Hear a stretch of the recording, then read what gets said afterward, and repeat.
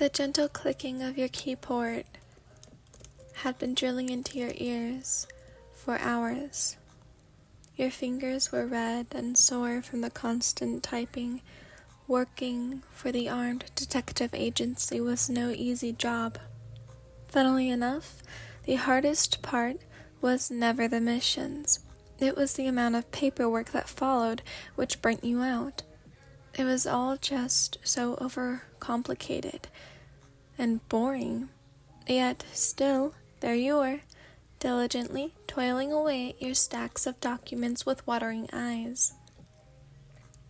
You were so engrossed with your work that you didn't even notice when Kunikida entered the room with a concerned expression on his face. Wyan?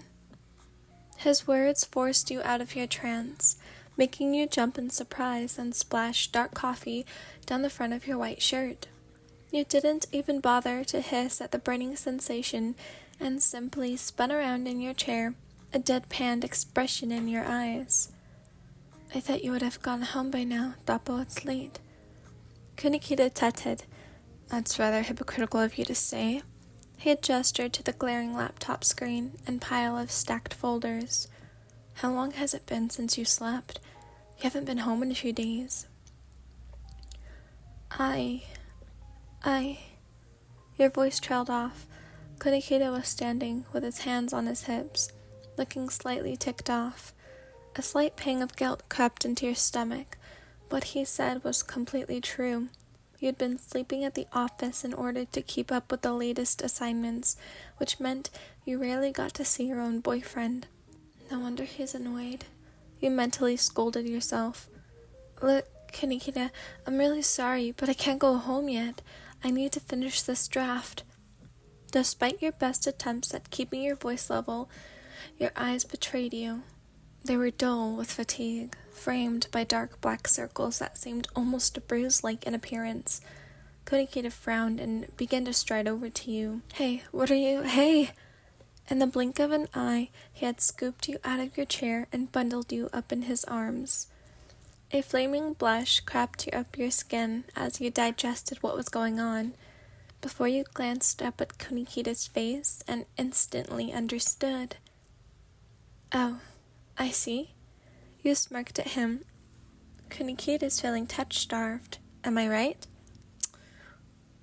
He looked away, his ears pink as he carried you away from your desk and toward the sofa. Thanks to Ranpo, the office was full of blankets and pillows, fit for lounging around, and it didn't take long for Kunikida to roll you both up onto the sofa and wrap a blanket around you. Kunikida grabbed a fistful of paper towels and began to dab at your front, before unbuttoning your shirt and slipping it off your shoulders. You whined at the cold air on your skin and tried to pull the shirt back on, making Kunikida chuckle softly in your ear. Relax, let me clean you up. He placed a gentle kiss on your cheek, and you felt some tension within you release. You nodded, slowly, and allowed him to undress your top half and pat you down with tissues, cleaning the coffee spill from your chest. Soon after, he promptly removed his own shirt and pulled it down over your shoulders to keep you warm. It was baggy and bunched together at your waist, but neither of you minded. It was dark in the agency. By the time you two got comfortable, without the light of your computer to illuminate the room, it was almost pitch black. All you could hear was Kunikida's heartbeat as he tucked his nose into your shoulder, breathing steadily against the skin of your neck. His hands were wrapped tightly around your waist in a vice-like grip, almost as if he were expecting you to try to escape back to your work. You hummed slightly in amusement and ruffled his soft blonde hair. It was unusual for your stoic boyfriend to act this clingy, especially at work. Oh well, I'm not complaining. I guess he really did miss me.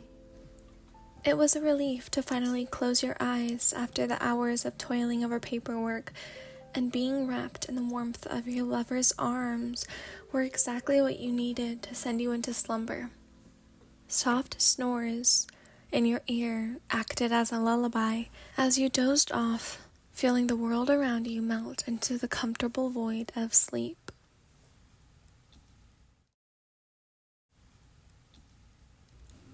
A yawn built in your chest as you woke, and you found yourself laying on the chest of Kunikida, who is still snoring softly. You stretched your muscles and mumbled something into his bare skin before a strange, muffled sound brought you back to your senses. Behind the sofa you two were laying on, Dazai was crouching with a black marker in his hand and a smirk on his lips. It was his evil giggling that had woke you. Thanks to him, when you looked at Kunikida's blissfully peaceful face, your eyes widened in horror. Oh God, he's gonna be so mad when he wakes up. Dazai popped up from his hideout and grinned innocently, the pen still in his hand. Do you like my artwork, Ryan-san? You gritted your teeth and put your head in your hands. Thanks to Dazai. Kunikida's face was covered in permanent marker drawings, and now you were going to have to listen to him yell at the suicidal maniac all morning. A groan escaped your lips as you tilted your head back miserably. What a great start to the day.